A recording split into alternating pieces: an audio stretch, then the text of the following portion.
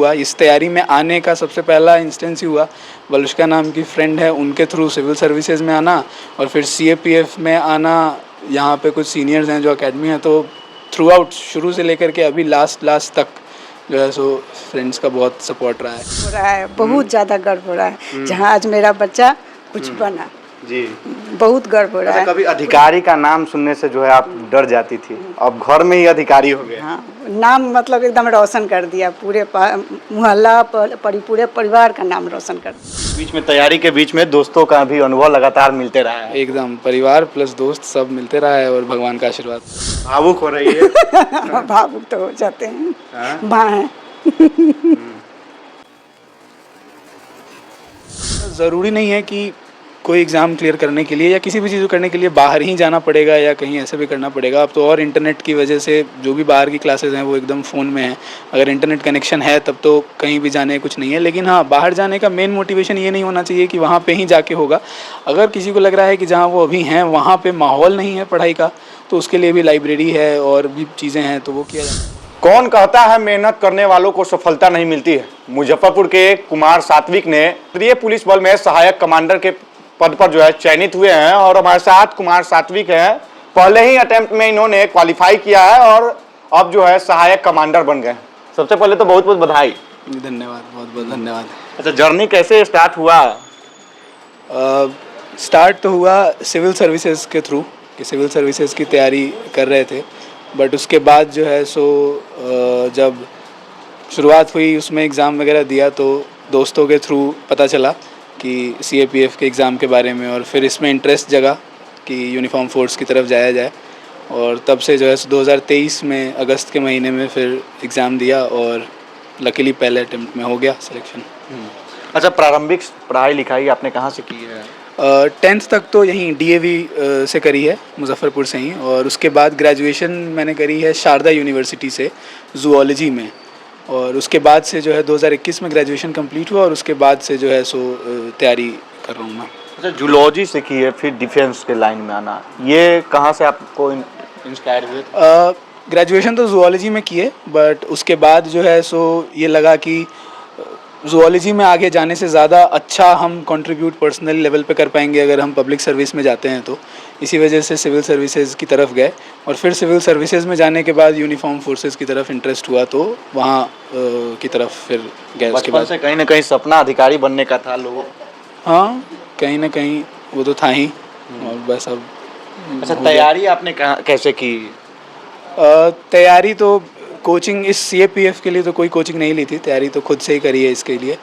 तो सबसे पहले तो NCERT जो बेसिक NCERT किताब है उससे, फिर उसमें एक पेपर होता है जिसमें लिखना होता है, सब्जेक्टिव पेपर होता है, तो उसकी कुछ प्रैक्टिस आंसर राइटिंग की वो करी। और फिर कुछ जब उसके बाद जब वो क्लियर हो गया लास्ट ईयर, तो इसमें फ़िज़िकल और मेडिकल का भी स्टेज आता है।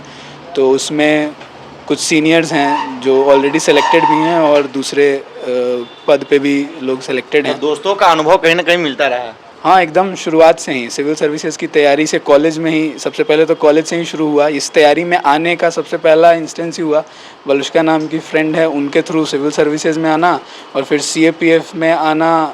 यहाँ पे कुछ सीनियर्स हैं जो एकेडमी हैं, तो थ्रू आउट शुरू से लेकर के अभी लास्ट तक जो है सो फ्रेंड्स का बहुत सपोर्ट रहा है। मतलब सेल्फ स्टडी के बदौलत कहीं ना कहीं असफलता आपने पाई है? हाँ, सेल्फ स्टडी ही करा है इसके लिए तो सेल्फ स्टडी ही करा है। बाकी जो इंटरनेट पे फ्री सोर्सेज बहुत सारे अवेलेबल हैं, कोचिंग के भी अवेलेबल हैं, लेकिन उसके लिए कोई पेमेंट दे करके कोई पेड क्लास ज्वाइन नहीं किया था। बट फ्री में जो रिसोर्सेज यूट्यूब गूगल पे अवेलेबल हैं उन्हीं के थ्रू। अच्छा, कई लोग इसका तैयारी जो करते हैं अगर उन्हें सफलता नहीं मिल पाती है तो डिमोटिवेट हो जाते हैं, अपने मंजिल के प्रति कहीं ना कहीं भटक जाते हैं, दूसरा रास्ता चुन लेते हैं, वो लोग पढ़ाई को छोड़ देते हैं। तो उन्हें क्या कहेंगे, कैसे वो लोग तैयारी करें? देखिए, इसका तो दो बात हो सकता है। पहला तो ये हो सकता है कि बहुत कितना से रह रहा है, कितना मुश्किल हो रहा है। अगर कोई है जिनसे बिल्कुल ही नहीं हो पा रही है तैयारी, तो ऐसा नहीं है कि तैयारी करके ही कुछ अच्छा किया जा सकता है। फिर उनको देखना चाहिए कि किस चीज़ में वो बढ़िया कर सकते हैं और फिर वहाँ जा करना चाहिए। लेकिन अगर है कि नहीं, नज़दीक पहुँच सकते हैं और कर सकते हैं, मेहनत कर सकते हैं, पढ़ सकते हैं, तो फिर है कि उसको जो पहले हुआ उसको छोड़ के और फिर आगे बढ़ना, आगे नेक्स्ट जो एग्ज़ाम आ रहा हो या जो भी उनका नेक्स्ट परीक्षा हो उस पर ध्यान दे करके और फिर आगे बढ़ना चाहिए। मतलब लगातार कंटिन्यू जो बने रहना चाहिए अपने लक्ष्य। कहीं हाँ, कहीं ना बीच- कहीं बीच में परसेवरेंस तो चाहिए होता है, लेकिन अच्छा एक चीज देखा जाता है कि लोगों में कहीं ना कहीं यह भाव उत्पन्न हो चुका है और आसपास में यह चला जाता है कि आर्थिक रोड़ा के कारण जो लोग पढ़ाई लिखाई छोड़ देते हैं, लोग सोचते हैं कि हम बाहर जाके ही कोई अच्छा पढ़ाई लिखाई कर सकता है, अच्छा अधिकारी बन सकता है, उसके लिए बाहर जाना पड़ेगा, अच्छे इंस्टीट्यूट में पढ़ने पड़ेंगे। तो इसे कैसे देखते हैं? देखिए ऐसा ज़रूरी नहीं है कि कोई एग्ज़ाम क्लियर करने के लिए या किसी भी चीज़ को करने के लिए बाहर ही जाना पड़ेगा या कहीं ऐसे भी करना पड़ेगा। अब तो और इंटरनेट की वजह से जो भी बाहर की क्लासेस हैं वो एकदम फ़ोन में हैं। अगर इंटरनेट कनेक्शन है तब तो कहीं भी जाने कुछ नहीं है। लेकिन हाँ, बाहर जाने का मेन मोटिवेशन ये नहीं होना चाहिए कि वहाँ पे ही जाके होगा। अगर किसी को लग रहा है कि जहाँ वो अभी हैं वहाँ पे माहौल नहीं है पढ़ाई का, तो उसके लिए भी लाइब्रेरी है और भी चीज़ें हैं, तो वो किया जा सकता है। और अगर है कि नहीं, बाहर जा कर के कुछ ऐसा बेनिफिट मिल रहा है जिसका कॉस्ट बेनिफिट एनालिसिस बढ़िया हो, तो फिर बाहर जाना करना चाहिए। बट वो कोई ऐसा कंस्ट्रेंट नहीं है कि बाहर जाकर ही होगा या घर पे ही होगा, ऐसा कुछ नहीं है। क्या नाम हुआ आपका? सात्विक नाम हुआ मेरा। कितना रैंक आया आपको? रैंक 191 आया है मेरा सीएपीएफ में। क्या पोस्ट कौन सा मिला है? असिस्टेंट कमांडेंट का पोस्ट मिला है, बट अब तो रिज़ल्ट कल ही आया है। तो जब कुछ दिनों में जब फोर्स एलोकेशन हो जाएगा तो पता चलेगा कौन सा फोर्स मिला है। बिल्कुल हमारे साथ इनके पिताजी है। क्या कहेंगे, अब बेटा तो अधिकारी बन गया?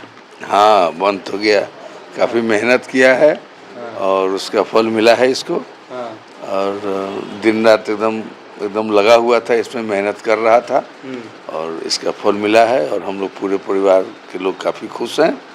और इसके मेहनत को देखते हुए ऐसा हम लोग को पहले से भी लग रहा था कि इसका सिलेक्शन हो जाना चाहिए।